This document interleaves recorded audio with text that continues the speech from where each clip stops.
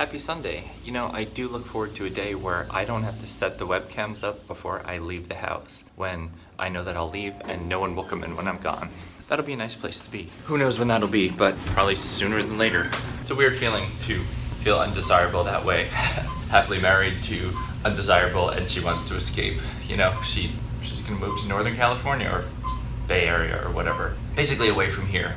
Away from having to see me anymore, away from her friends, away from everything. You know, a chance to start over, start fresh, write a new story where nobody knows what she did down here. Which, it's funny because it's like good and bad. You know, she's achieved a lot down here and can not get away with, but I think her professional reputation is pretty good. People trust her. I think they do. And to go to somewhere where you have to start that all over. I mean, I guess she has her track record, but interpersonally, you have to start again. Which for me, I'm a slow burn, so to go somewhere and have to start again and reestablish would be really challenging, but maybe she wants that. Maybe the idea of a whole new office of people she has to prove herself to, maybe that's a challenge she wants. And maybe it's a metamorphosis. She had a whole life here she built, and she felt like this life wasn't gonna go much farther. You know, she had peaked in most of the areas, so she's gonna start anew and see if she can build that up to a peak and then start anew again. I don't know. I don't understand how that cycle goes. I know what it feels like to be left behind in that cycle, but the logic of why she's doing it, and more specifically how she's done it, escapes me. It's cruel. There's no way around it. What she's done is cruel. I will continue to work for days and weeks and months and probably years to be okay. It is super gray today, and not just like a gloomy gray. It looks like there might be rain, and I'm supposed to ride at 1:30. I'm nervous because I really want to ride. You know, that's one of the sort of linchpins to my day. Like that, I don't know if linchpin's the right word, but basically I'm building my day around that. About going up to the barn and riding and doing something physical and being happy and okay at the barn. So that is bar method finished. It was a good class. It's been some time since I've gone. It gets me to thinking about the nature of associations, I guess. There are a couple songs that made me sad. There was that Gwen Stefani song about hating you, but I used to love you. And like, ugh. I mean, when you're in a relationship, it's cheesy. You know, you're like, ugh, such a trite song. And when you've been broken up with and all the emotions are so much more raw, a song like that, it hits you. You know, it's like, it's embarrassing, but I think that's part of the human experience. We're susceptible to different things at different times, and I am susceptible right now. And then when I was leaving class, like, class felt good. You know, I felt part of it. I felt good. Like, on my way out, I got sad. And I can't exactly figure out why. Like, I feel like I got sad because it's that association. We used to do this thing together. It used to be our Saturday and Sunday morning. We'd go to bar method, then maybe we'd go get breakfast. It's a pattern, or it's a habit that we formed over the course of years. You go to bar method, you work out, and then you go do something fun. So I went to bar method and I worked out, and now I want to do something fun. My expectation is something fun. I'm Pavlovian, you know, like bar method's the dinner bell, and now I should get food. And instead, I'm just salivating. Like, I'm expecting something fun, and now I'm like, oh yeah, that's right, I'm alone. I'm sad. And I'll put the work into being like, no, I'm gonna go to the barn and see friends and be okay. But deeply ingrained in my head is that 5 years of routine, 5 years of workout and then spend the morning together. So that's bad, and you know, that's bad. And then insult to injury is she's not thinking that way. I don't know what her weekends are like anymore with her new life, with her new boyfriend, with the person she's going to move north with and start a new life with, whose parents she met who like her. That's hard. When people say, it's not you, it's her. It's her doing, but it still affects, you know, I feel it. When we first broke up and she told me I'm the greatest person she knows, but I'm not worthy of, she doesn't respect me. So what is, super, great, I'm glad I'm the greatest person you know. You still don't give a shit about me. You're still doing every single thing you can to get you free from me and never see me again and not deal with me again and not be kind to me. Okay. We're okay. We're okay.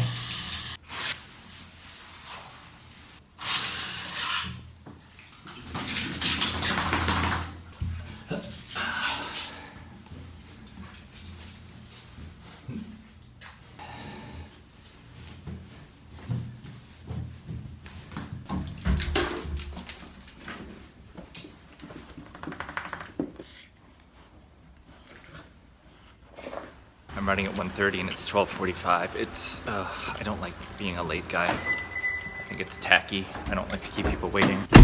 I had a really long phone call with somebody who really cares about me, so yeah. Hamilton. Things are as they should be. I'm running late and Hamilton was on the car stereo and I'm going to do a horse thing. So that's cool. I like that aspect of my life. I like that I get to ride horses. I don't know how long I'll be able to sustain that, but it's meaningful now and it's good and I will do it for as long as I can. Hello. You want to hang out? You want to go for a ride? Come on. Come on, who's a good boy?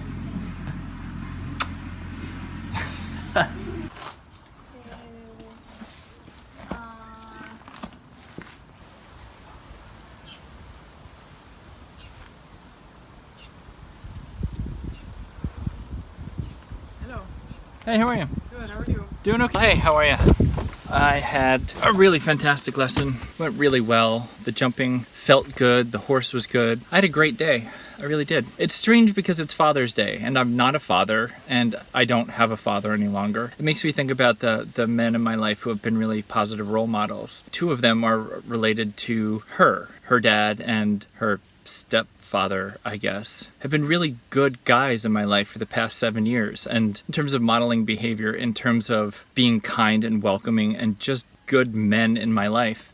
And it's weird now because they're not my dad.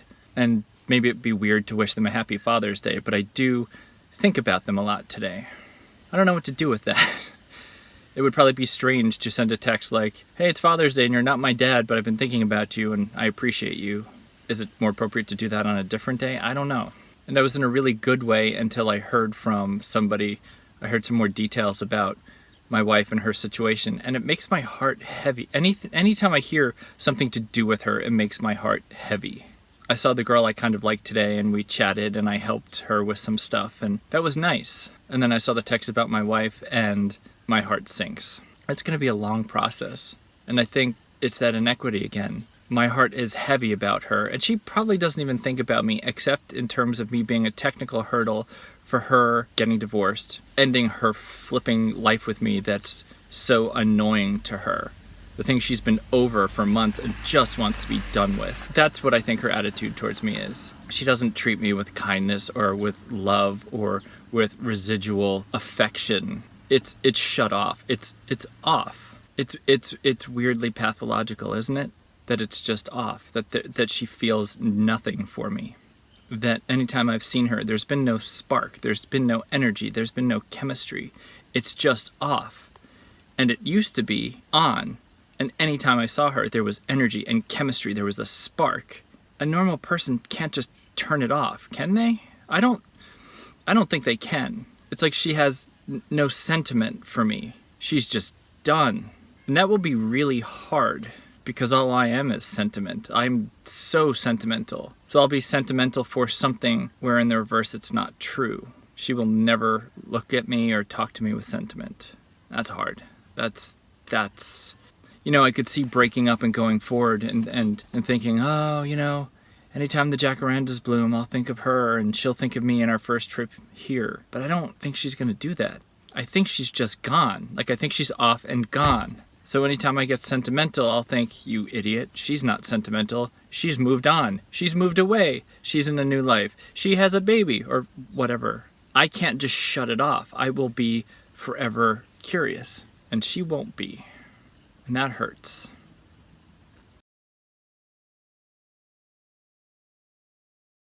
I am headed to a graduation party at the Broadstone, which is weird because it's the Broadstone on Coronado, and one of the apartments I'm hoping to look at is the Broadstone in San Diego. So, I don't know, should be cool, should be nice.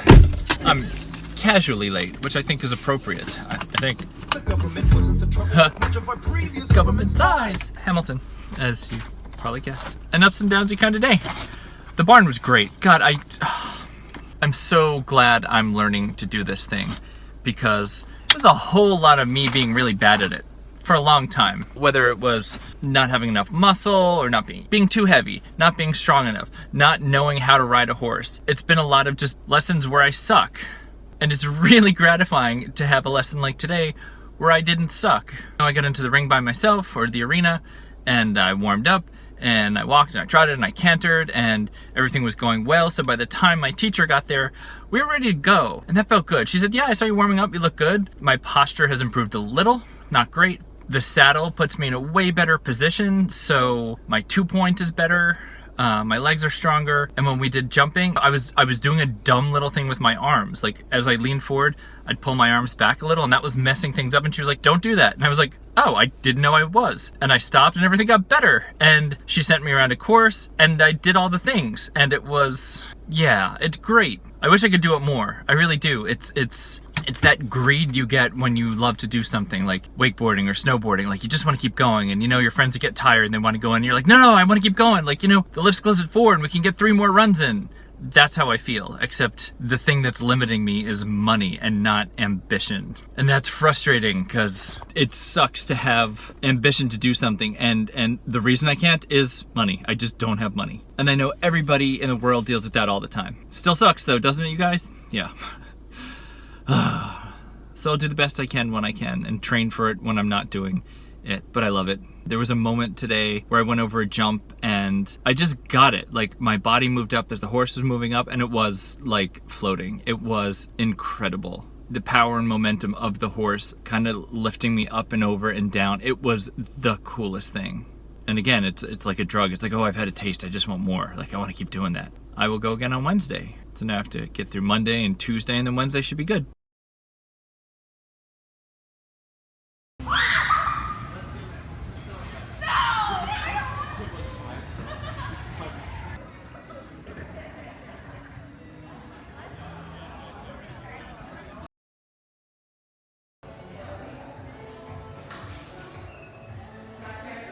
So I'm just leaving a really nice graduation party in a place that was gorgeous. Really like funky decor, and there's a jellyfish tank and cool pool tables. I don't know, it was really fun. I got to play pool with people and just hang out a little bit. It is tough though, you know, when people try and pay me really sweet compliments, I am on the verge of tears.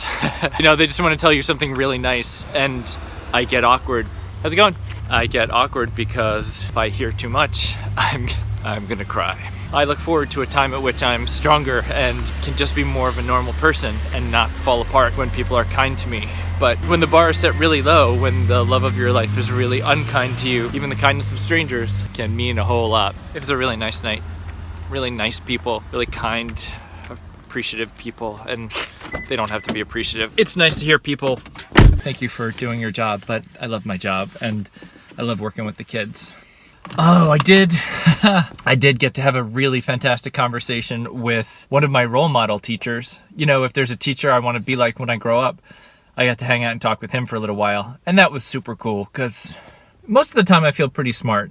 And then I talk to him and I'm like, my God, I'm dumb. Like, you know, when you talk to someone who's just way smarter than you and they remember things that you don't and use words where you're like, I'm not really sure what that means. Or more specifically, he was using acronyms for teaching things and I was like, I don't know what that is. And it would really, it would mess up conversation for me to be like, what is that?